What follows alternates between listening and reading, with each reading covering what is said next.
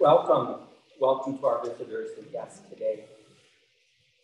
In the book of Exodus, after Moses and God have had their encounter at the top of Mount Sinai, God says to Moses and to the people, "If you therefore listen to my voice and obey my commands, you will be my special people over all of the earth."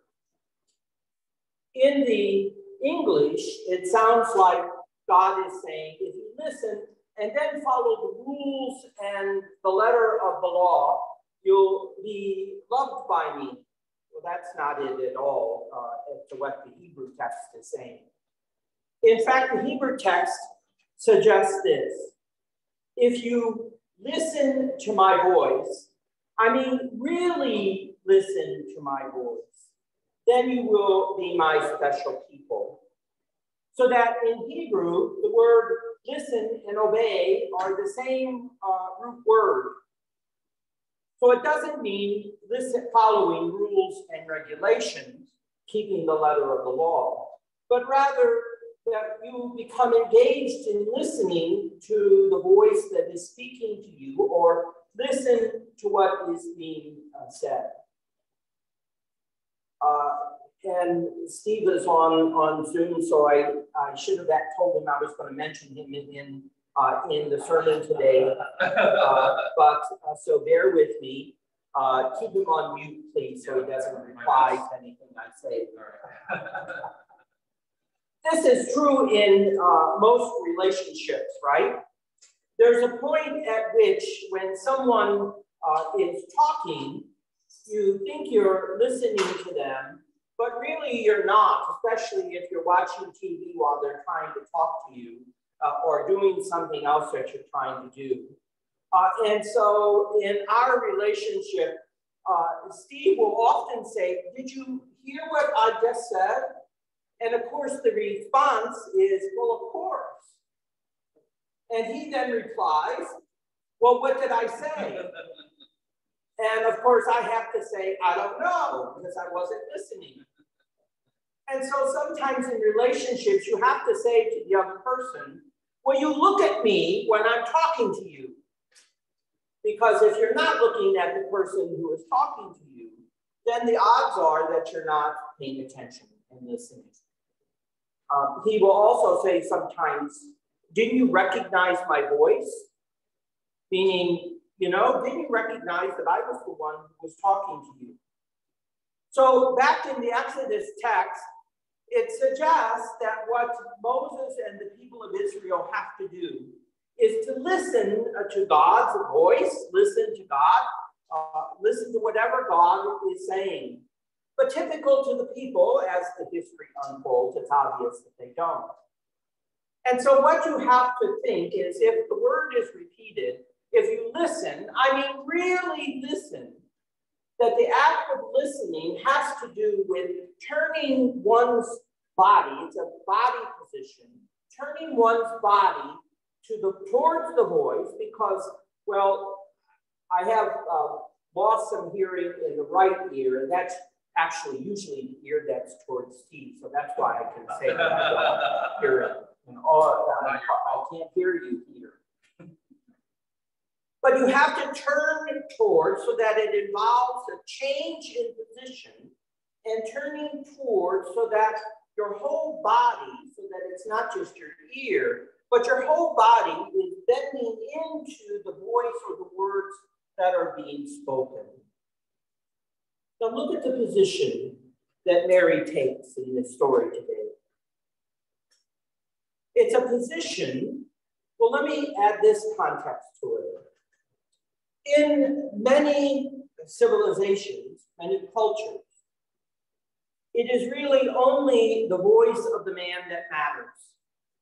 And so, since the voice of the man that matters, women's voices are not only not heard often in Scripture, more often in Scripture, and women's voices are not, given much credibility or much value, and so they are dismissed easily. In that sense, that in a culture where in the Jewish culture in particular, that the rabbi, who was always a man in that time, would be the one who would speak, and so that the students would gather around the rabbi to listen to the wisdom of the rabbi and thereby learn what the Torah was all about. In that company of learners, there would be no women at all in that company of learners. That's how the culture was. Women, by the way, sideline, women did have their circles of learning, and women were often off to the side, somewhere else, unseen, unheard, with little attention given to them. So it was happening, thankfully. And in some circles today, it's often said that women actually are doing a better job of sharing the wisdom than the men are doing. Because the men are off doing their work, right? Off earning money, off going to whatever, golf games, whatever it might be. So that women are actually in a position in many, many cultures of having the better role of teaching and offering wisdom and sharing the experience of what it means to be a human person, unlike men in many instances. So anyway, having said that, so that if you imagine in the first century that the company around Jesus would have culturally been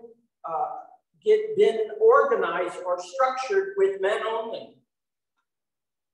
That's how it was. That's where authority rested, with the male voice, with the rabbi at the head of that company. That's how it was. But remember, we're in the reign of God, the perspective of Jesus. The worldview of the reign of God is not based, as Paul would later say, is not based upon whether you are male or female, Jew or Greek, free or slave, gay or straight, I would add in the contemporary world, but rather the worldview of the reign of God is that all equally participate not only in the listening to the wisdom, but also in the sharing of the wisdom. And so in that sense, the sharing of wisdom for men and women and all of the shapes and forms that come with that is an important facet of the reign of God. So in this entry into this home, notice first of all, and much as can be said about whether this is actually, as John's gospel relates it, the home of Martha, Mary, and Lazarus. But in Luke's gospel, it is only Martha and Mary, suggesting what? That this is the home of women, with women in charge. Women are in the role of leadership within that home. And the respect for that leadership comes on the part of Jesus, where he is, in a sense, to be in the learner position for them, rather than they in the learner position for him.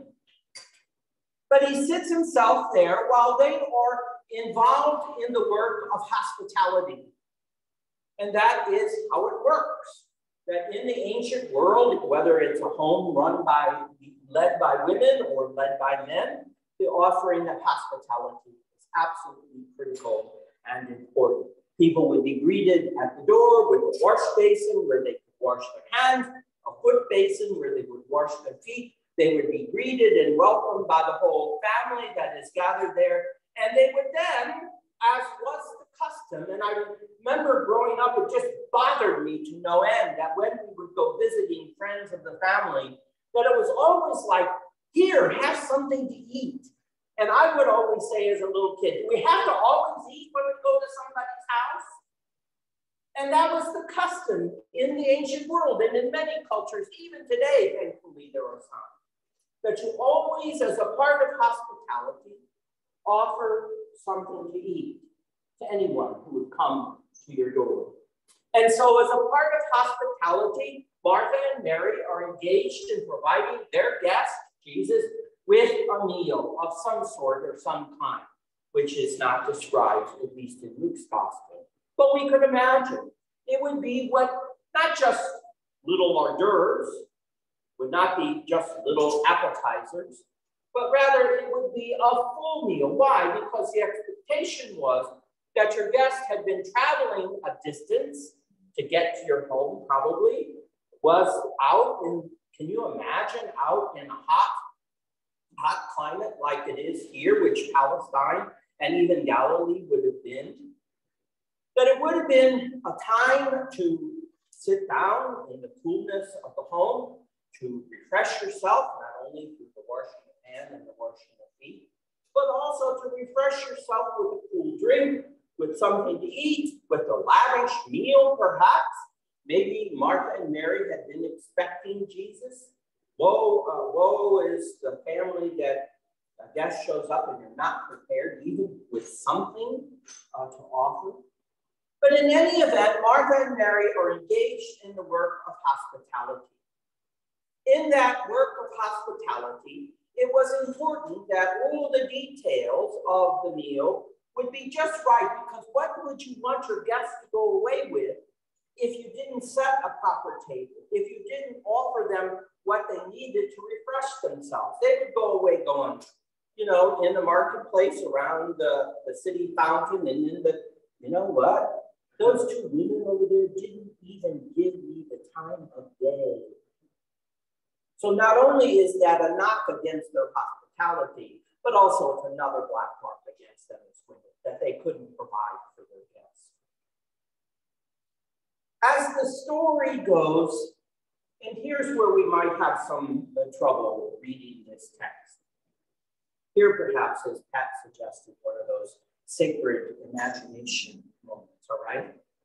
And I'll tell you this story in all fairness, because about 20 plus years ago, as I read this text, I decided that I needed to say something in the church where I was assisting the pastor, that I needed to say something about the role of women in leadership in the church. I was in the Catholic Church at the time, and so after many years of preaching, I decided I needed to write the sermon out, because as I've already mentioned several times, that sometimes my mouth is saying things that my head is telling me not to say.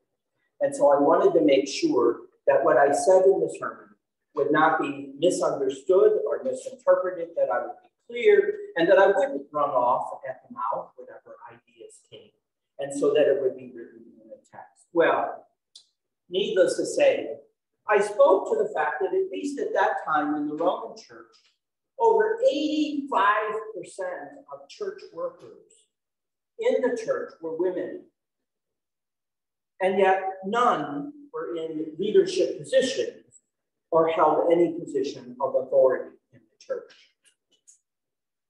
And proceeded to describe that what this story could suggest, as Martha complains about Mary, that rather Jesus says she has chosen the better portion and shall not be deprived of it. Well, what is the better portion that she's chosen? Remember, in a Jewish society and community, women were not permitted to mingle with men, because women were always judged to be unclean at some stage along their journey of life. And so to have women and men mixing together meant that the men were in danger of becoming unclean by their association with women. As the story looks, that if Mary has chosen the better portion, that her position of listening to Jesus, now keep in mind what I said about listening at the beginning, that her position of sitting, listening to Jesus automatically means in Luke's community that she has chosen a position of discipleship directly connected to Jesus. Let me say that again. She has chosen a position of discipleship directly connected to Jesus. Now notice what's missing in what you would normally think. That a woman holds a position through her husband or through another source of authority to Jesus. And yet the story says that she is in direct relationship with Jesus as a disciple. That's quite amazing for the first century. That a woman would be seen, spoken about, and as Jesus replies, and it's not going to be deprived of her, meaning she shall not be deprived of her discipleship. And here you have to add in some of that extra word that her discipleship is not less than a man's, but equal to a man's. She has the same quality, character, authority, and ability as a disciple as a male in that community would have. This is quite amazing. Now, maybe in Luke's enlightened community, in the Gentile world, they're all thinking, we have no problem with this. But it might suggest, as you hear it in Jesus' word, she shall not be deprived of it. That women in Luke's community were being deprived of it. You have to conclude that. Why would you say that? If there wasn't already situations in that community where women were being deprived of full participation, full discipleship, and all of what goes along with that, meaning full authority to speak the wisdom in the community, in a communal setting where there are men and other people, that there must have been action in that community depriving women of their voice. When I preached this, I actually, in the parish where I was at, when the pastor would go away on vacation, I did all the services. We had 4 services in that parish. 1 on Saturday evening, 2 on Sunday morning, and 1 on Sunday night. So when I gave my sermon the first time, I really laid it on heavy and made the statement that, as Jesus said, I connected it to Jesus, that women should not be deprived of full participation in the life and the ministry of the church. About 4 days later, I get a call from the bishop's office telling me that the bishop wanted to see me. And when I went in to see the bishop, he said, you know, somebody taped your sermon that day. And it appeared that you were encouraging the congregation to consider that women could be ordained priests. And he said, you must recant what you said. Now, since half my family were Lutheran, I knew the significance and the importance of the word recant, which, like they asked Martin Luther to do, and Martin Luther said no, I said, I can't recant what I didn't say. I never used the word ordained the priesthood. He made the statement that he said, oh, I know what you meant by that. And I said, you don't know what I meant by that. Oh, you confused the people, he said. I said, I didn't confuse anyone. Oh, yes, you did, he said. If you won't recant, then I'm afraid I have to take away your faculty of preaching. And for 4 weeks, I couldn't preach in the church because I refused to recant. He said, you have to apologize. And then finally, he gave up after I took it to the news media as to what happened, because I had a friend at the Arizona Republic. He said, well, just don't say this ever again. And I had to laugh to myself because people already heard what I said, sort of like a courtroom, right? The jury will disregard this. Yeah, right. They've already heard this. They can't necessarily disregard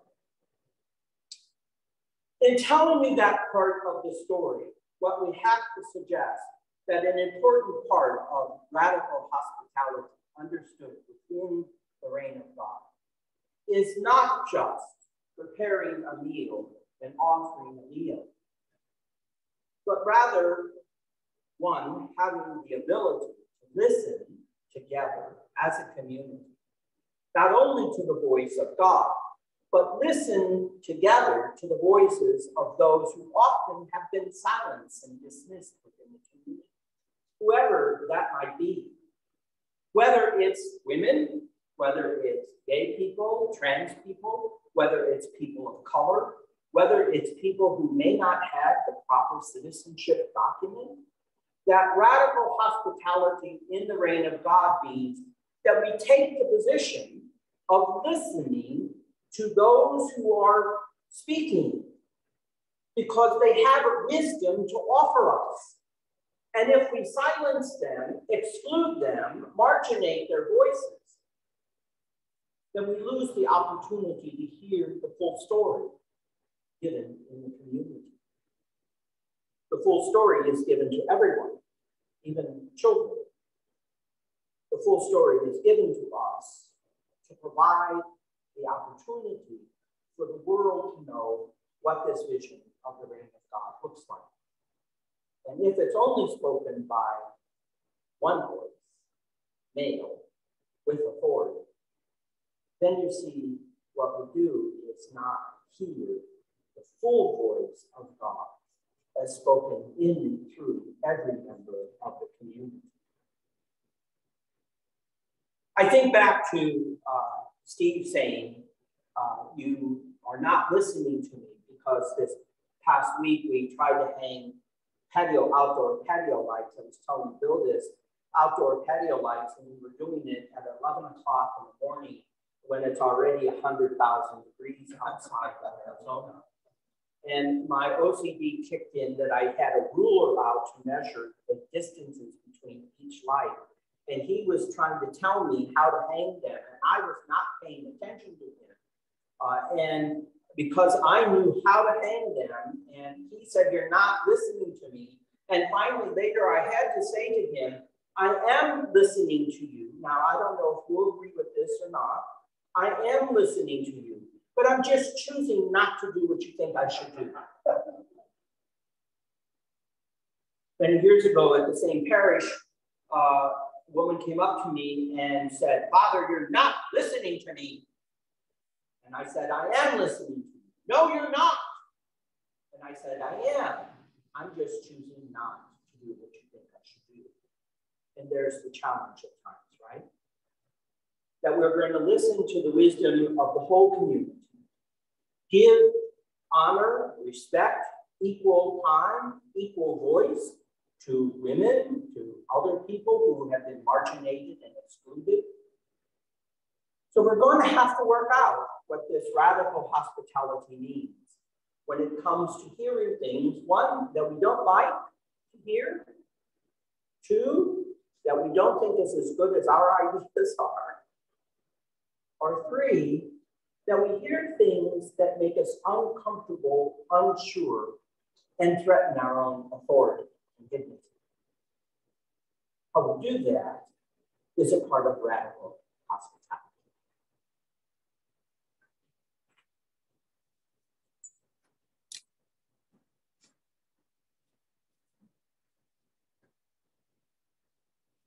And I